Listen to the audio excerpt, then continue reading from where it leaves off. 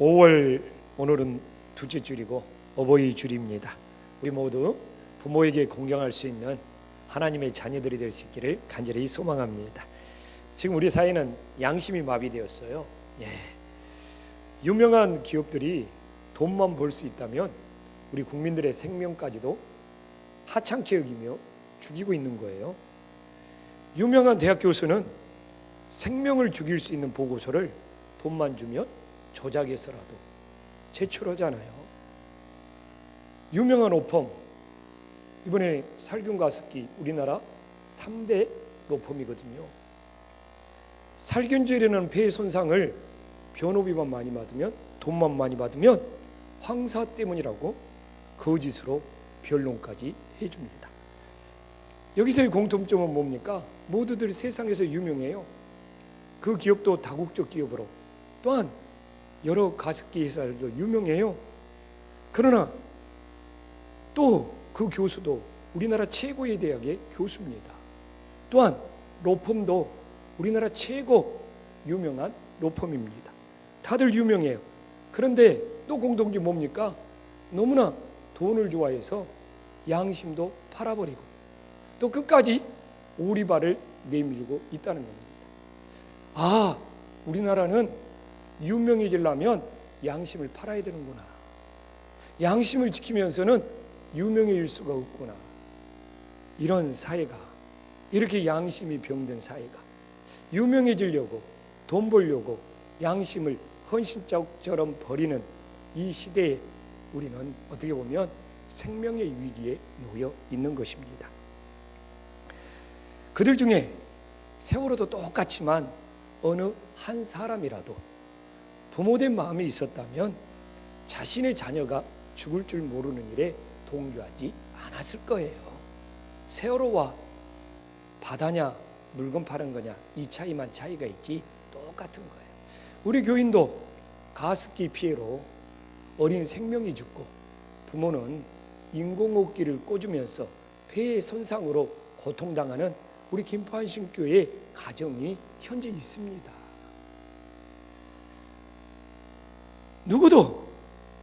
어느 누구도 내 자녀가 죽을 줄도 모른다는 이 부모된 마음이 없기 때문에 이 사회가 병들어가고 양심이 마비되어 가는 겁니다.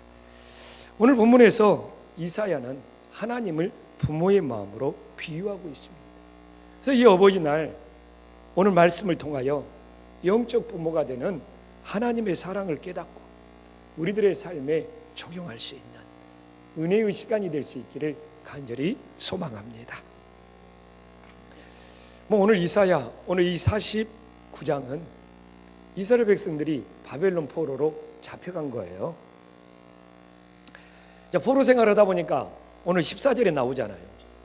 하나님이 우리를 버리셨구나, 하나님이 우리를 잊으셨구나, 엄청 원망하고 불평하는 겁니다. 사람이라는 것이 그렇게 포로로 잡혀가면 우리들이 왜 포로로 끌려왔지? 라고 자신을 돌아봐야 되거든요. 자신을 돌아보면 이사야 48장 4절에 나와 있잖아요. 내가 알거니와 너는 완고하며 내 목은 새의 힘줄이며 내 이마는 노치라. 무슨 이야기입니까? 완고하다는 것은 고집이 엄청 세다는 거예요. 이 고집이 세면 하나님 말씀 순종하기 힘들어요. 늘 내 아집, 내 고집을 십자가에 못 박을 수 있어요. 또한 뭐라고 합니까? 내 목은 쇠의 힘줄. 너무너무 교만하다는 거야. 하나님 앞에 겸손히 머리를 숙일 수 없을 만큼 교만하다는 거야. 내 이마는 노시라. 너무너무 뻔뻔하다는 거예요. 뻔뻔하다는 거예요. 양심의 가책을 느끼지 않을 만큼 이렇게 뻔뻔한 너희들이 지금 하나님의 심판을 받고 있기 때문에 불평이 아니라 해결을 해야 되는 거예요. 그러나 이들은 해결은커녕 오히려 하나님을 원망하고 있어요. 참 하나님 노릇도 하기가 힘들 것 같아요. 그런데 하나님께서 오늘 15절에 보면 그렇게 불평하고 원망하는 이스라엘 백성들을 부모의 심정으로 부모의 사랑을 전하고 있습니다. 성경은 하나님의 사랑을 부모의 사랑으로 비유하고 있어요. 이 땅에 하나님의 사랑을 그래도 가장 닮은 존재가 부모의 마음인가 봐요. 그래서 부모의 사랑과 하나님의 사랑의 공통점이 뭐냐? 오늘 이사야는 15절에 잊지 않으시는 사랑을 공통점으로 제시하고 있습니다. 오늘 15절 보면 어찌 그 젖먹는 자식을 잊겠으며 이렇게 말하고 있습니까? 엄마는 젖먹는 자식을 머리에 기억하는 것이 아니라 어디에? 가슴에 기억한다는 겁니다. 그래서 부모는 젖먹는 자식이 잘못되면 가슴이 미어지도록 아픈 거예요. 그래서 우리나라 격언에 그런 이야기가 있죠. 부모가 떠나면 땅에 묻지만 자식이 떠나면 가슴에 묻고 피멍이 든다는 격언이 있습니다. 그래요.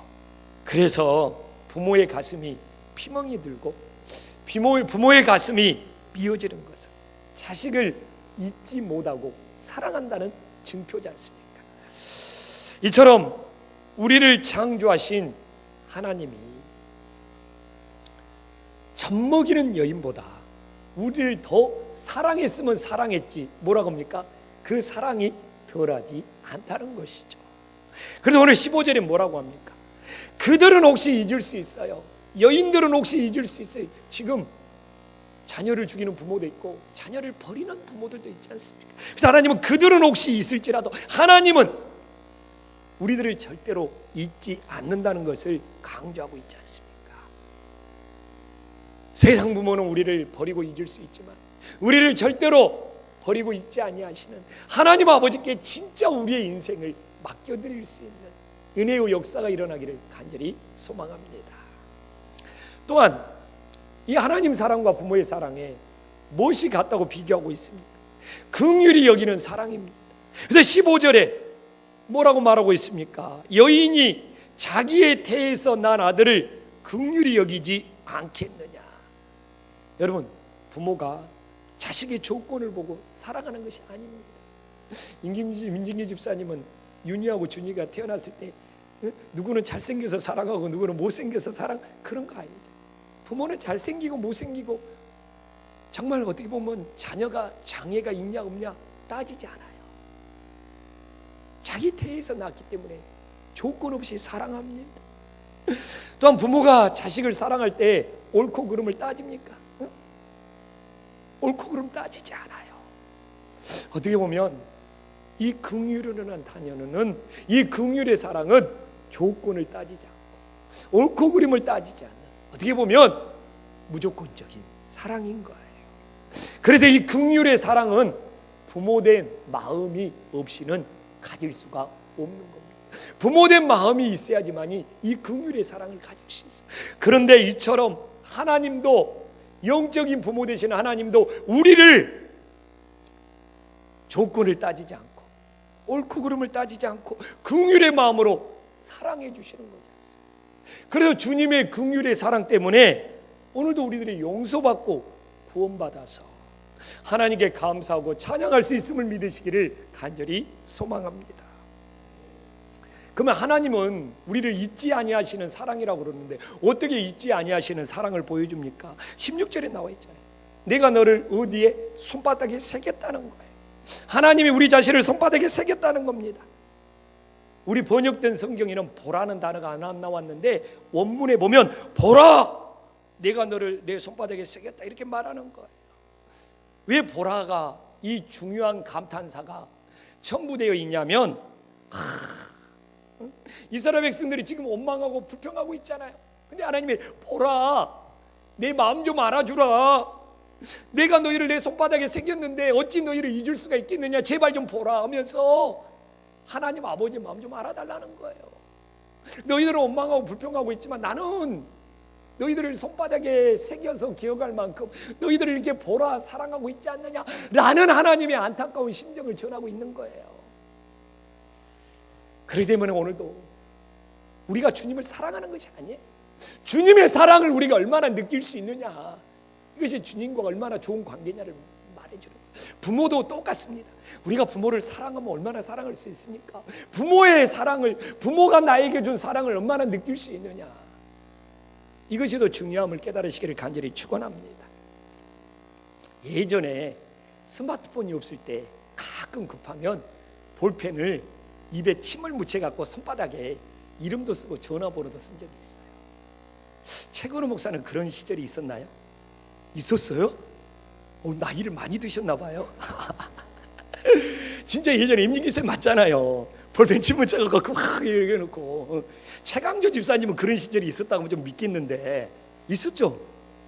최건호 목사는 같은 최씨지만 저도 좀 몇 번 있었던 것 같아요. 막 해갖고.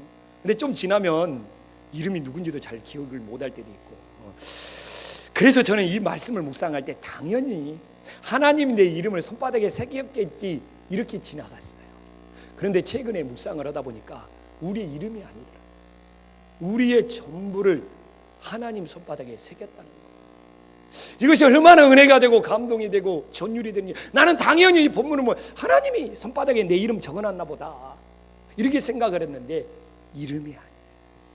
하나님의 우리의 전부를 자신의 손바닥에 새겨. 그렇기 때문에 우리 자신의 성격, 특징, 부족함, 형편, 처지, 죄악, 무엇에 유혹당하는지 이걸 하나님 손바닥에 다 새겨놓은 거예요. 이건 뭘 말하고 있는지 압니까? 그렇게 우리의 전부를 하나님 손바닥에 새겨놨기 때문에 하나님은 우리를 어떻게 온전하게 사랑할 수 있다는 겁니다. 저도 우리 아내와 올해 20년을 살았지만 제가 우리 아내를 어떻게 다 알고 우리 아내를 어떻게 다 온전히 사랑할 수가 있겠습니까? 불가능한 거예요. 그러나 우리는 끊임없이 사람들에게 사랑을 구걸하고 있습니다. 내 아내에게, 내 남편에게 사랑을 채우기를 원하고 있고, 우리 부모에게 사랑을 채우기를 원하고 있고, 자녀들에게 사랑을 되돌려받기를 원하고 있고, 친구들에게 사랑을 받기를 원하고 있고, 어떻게 보면 우리는 사랑을 찾아 구걸하는 인생입니다. 그러나 세상에 어떤 사람도 우리 마음에 완전한 사랑을 채워줄 수 없는 것입니다. 그러나 손바닥에 우리의 전부를 새기시는 주님만 우리에게 온전한 사랑을 채워주셔서 우리 인생의 갈증을, 우리 인생의 목마름을 해결해 줄 수 있음을 믿으시기를 간절히 소망합니다. 히틀러가 이 나치 수용소에 많은 사람을 가뒀다는 이야기 잘 알잖아요.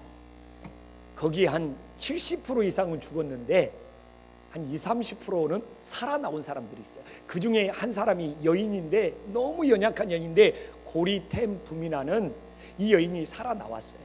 자기 가족들 다 죽었어요. 자기 함께 들어갔던 동료들 다 죽었어요. 근데 살아나왔어요. 살아나와서 한 이야기가 있어요. 한번 띄워주실래요? 함께 한번 읽어보겠습니다. 나는 이것이 안 잊혀져요. 나는 이 고리템 부미 여사가 나치 포로 수용소에서 나와서 이야기를 했는데 지금도 목회하면서 이건 정말 맞는 이야기다. 너무 공감을 해서. 자, 한 목소리 함께 읽어보겠습니다. 시작.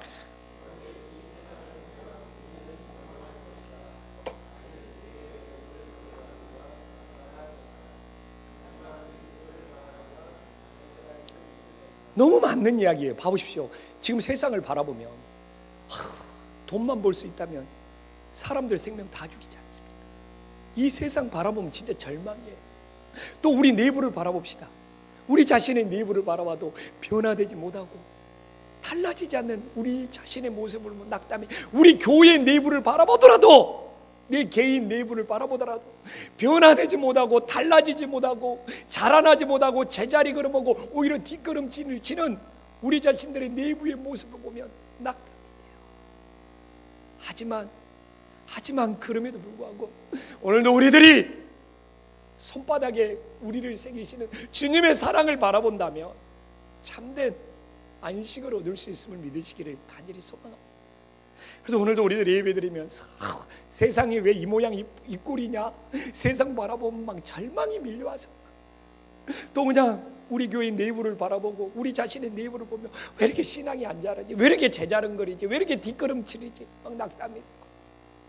그렇기 때문에 우리가 이 예배 시간에 오직 바라봐야 될 부분은 정말 우리 전부를 손바닥에 새기신 주님의 사랑을 바라봄으로써 참된 안식과 참된 평안과 참된 소망과 다시 일어설 수 있는 이 귀한 은혜를 맛볼 수 있기를 간절히 소망합니다. 또한 우리를 잊지 아니하시는 하나님의 또 하나의 사랑은 16절에 나와 있죠. 너의 성벽이 어디 있다고? 항상 내 앞에 있다. 내가 세운 성벽은 무너져 버리지만 하나님이 함께 세우신 성벽은 우리를 안전하게 보호하고 지켜주심을 믿으시기를 간절히 소망합니다. 오늘 우리 앞에 어떤 성벽이 존재하고 있습니까? 우리 앞에 존재하는 성벽이 우리를 가두고 우리를 억압하며 우리를 힘들게 하고 있습니까? 아니면 우리 앞에 존재하는 성벽이 우리를 보호하고 우리를 지키시고 우리를 안전하게 해주고 있습니까? 제가 오늘 어머니 날이라 가정의 아픈 이야기를 하나 소개할까 합니다. 어느 사형수가 있었어요. 그는 다른 사형수가 집행되는 것을 보면서 형장에 끌려가는 발자국 소리를 들을 때 엄청난 스트레스로 실신을 여러 번 했나 봐요. 나도 저렇게 죽어야 되는구나. 그에게는 감옥이 죽음의 성벽이었습니다. 그런데 그는 어느 날 전도자를 통해서 예수 그리스도는 당신을 영원히 살린다가 귓가에 울림이 떠나지 않고 가슴에 꽂혔나 봐요. 나는 사형수로서 언제 죽을 줄 모르는데 예수님이 자기 자신을 영원히 살린다는 거. 나는 얼마 안 있으면 죽어야 되는데 그렇게 절망하다 예수님이 나를 영원히 살린다는 그 전도자의 소리가 귓가에 윙윙 울리고 가슴에 꽂히면서 떠나지 않는 거예요. 근데 사람이 또 이런 것에 막 갇혀 있다면 꿈을 꾸게 되잖아요. 근데 며칠 후에 진짜 꿈을 꿉니다. 근데 꿈속에서 자기가 사형장에 끌려서 죽으러 간 줄 알았대요. 그래서 꿈속에서는 진짜 그 책을 읽어보면 나는 오늘 이제 사형장에 죽으러 가는 날이구나 이렇게 끌려갔는데 꿈이 현실처럼 느껴져요. 근데 갑자기 예수님이 나타나서 예수님이 밧줄에 목을 메고 그분이 하늘로 올라가시더라는 거예요. 깨어나고 보니까 꿈이었어요. 그래가지고 깨어나서 사흘 동안 독방에서 엉엉 울면서 교도소가 그냥 떠나가도록 엉엉 울면서 예수님께 회개의 기도를 드렸다는 겁니다. 지금도 인터넷에 올라가면 사형수 김진태가 딱 뜹니다. 지금은 사형 폐지 운동을 벌이고 있는 아주 귀한 일을 하고 있어요.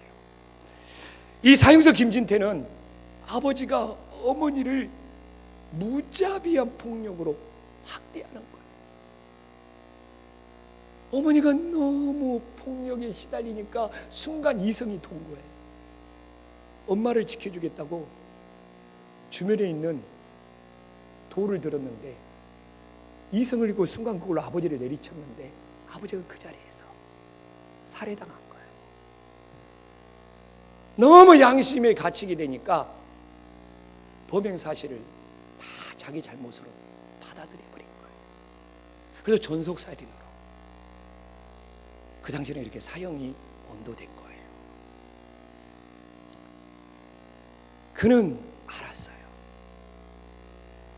자신 대신 자신이 죽어야 되는데 예수님이 대신 형틀에 목매달려 죽은 것이 십자가의 사건이라는 이 은혜가 가슴속에 다가오니까 그의 인생이 바뀐 거예요. 자신의 죄를 짊어진 예수님을 만난 이후에 완전히 변화되어 주의 제소자, 주의 교도관들에게 십자가의 복음을 전했어요. 그런데 그 시기가 우리나라에서 여러분도 들었겠지만 한 10년 이상 사형이 멈췄던 시기인가 봐요. 이 사람도 참 묘해. 자기 앞에 10명이 사형되어서 죽어가더라고요. 근데 이제 김대중 대통령이 들어오면서 좀 사형이 우리나라가 한 10년 동안 공백기가 있었어요. 참 이것도 정말 실제 진짜 그래요. 응? 근데 10년이 되치기도 전에 이 사람이 감옥에서 전도해 갖고 예수님을 믿기로 작정한 사람이 600명이 넘어버린 거예요. 그래서 예수님을 영접한 이 600명이 넘는 사람이 어떻게 김진태한테 신세를 갚을까 해가지고 정상 참작 탄원서를 써가지고 법무부에 제출을 합니다. 교도소의 선행과 이런 것들이. 근데 놀랍게 그 탄원이 받아들여서 무기징역으로 감형이 돼요. 지금도 교도소 담장 안에서 나를 위해 대신 목매달리신 예수님을 그렇게 간절히 전한다고 그래요. 그 간절함 때문에 다 예수님을 영접하게 된다고. 그가 기록해놨더라고요. 나를 가두고 나를 죽이는 죽음의 성벽이 예수님의 사랑을 받아들이니까 그것이 나의 구원의 성벽, 소망의 성벽, 사랑의 성벽으로 변화되더라 이겁니다. 바울도 그 고백을 해요. 육체의 가시가 자기를 너무 고통스럽게 만듭니다. 육체의 가시가 고통의 성벽이었어요. 하나님한테 떠나게 해달라고 기도합니다. 근데 하나님은 네 은혜가 내게 족하다고 합니다. 그럴 때 바울은 하나님의 은혜를 알고 이 육체의 가시가 자신을 자고하지 않도록 교만하지 않도록 나를 보호해 주시는 은혜의 성벽, 감사의 성벽이구나 이렇게 변화된 거예요. 오늘 여러분들은 어떤 고통의 성벽이 여러분들을 가로막고 어렵게 만들고 있습니다. 정말 예수님의 사랑을 만든다면 바울처럼 사용수 김지태처럼 그 고통의 성벽이 사랑의 성벽, 은혜의 성벽으로 변화될 수 있는 겁니다. 어디 그뿐입니까? 어렸을 때 부모의 잔소리가 저 역시 너무너무 싫었습니다. 왜 부모는 나를 이렇게 가두지? 부모가 너무 그래서 불평도 했습니다. 그러나 부모의 사랑을 알면, 부모의 진심을 알면 그건 나를 가두는 잔소리가 아니라, 나를 통제하는 잔소리가 아니라 나보고 잘 되어라고, 자식이 잘 되어라고 전했던 감사로 변화될 수 있는 거 아닙니까? 예수님의 사랑도, 부모의 사랑도, 나를 억압하고 나를 가두는, 오늘도 여러분들이 예수님의 사랑을 모른다면 주일날 교회에 나를 끌어다가 이제 온 날 나를 왜 이렇게 여기서 가두고 힘들게 하느냐가 될 수 있지 않습니까? 그러나 예수님의 사랑을 안다면 바로 이 자리는 은혜의 자리, 감사의 자리, 생명을 구원받는 자리. 어려서 몰라서 부모가 왜 나를 이렇게 가두고 잔소리하고 나를 통제만 하려고 하냐는 그 불평의 원망의 소리가 부모의 진심과 사랑을 느낀다면 나를 잘 되어라고 했던 부모의 사랑의 성벽이었다는 것을 우리들이 깨닫게 되잖아요. 그렇습니다. 우리 앞에 지금 각자의 성벽들이 있습니다.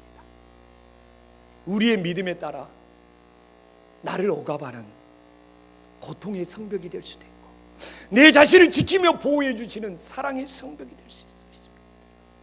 우리는 바꿔야 돼요. 우리를 가로막고 있는 억압의 성벽이 우리를 지키시는 사랑의 성벽으로 바꿔야 됩니다. 그 확신을 주기 위해서 주님의 손바닥에 무엇을 도대체 새기고 있단 말입니까? 이사야 43장 4절에 보면 주님의 손바닥에 새긴 귀한 말씀입니다. 한 목소리 읽어보겠습니다. 시작.